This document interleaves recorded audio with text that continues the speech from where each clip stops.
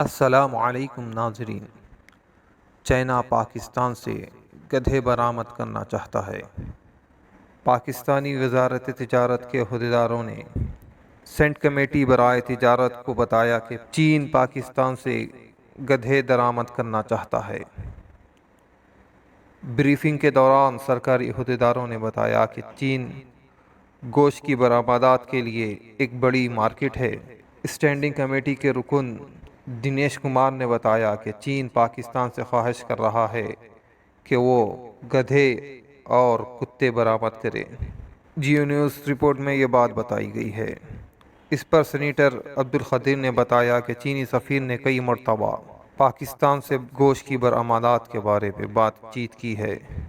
Senator Mirza Muhammad Afridi نے بتایا چونکہ جانور افغانستان میں نسبتاً سستے ہیں، لہذا پاکستان وہاں سے جانوروں کو امپورٹ کرے گا، پھر وہ جانور یا ان کا گوشت چین کو ایکسپورٹ کر دیے جائیں گے۔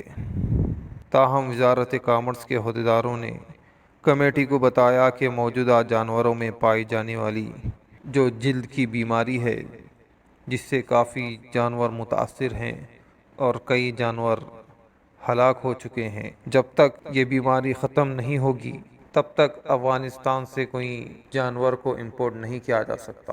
دوستوں، اس ویڈیو میں بس اتنا ہی۔ آپ کی کیا رائے ہے اس بارے میں ہمیں کامنٹ میں بتائیں۔ اس ویڈیو کو لائک اور شیئر کریں اور ہمارے چینل کو سبسکرائب کریں۔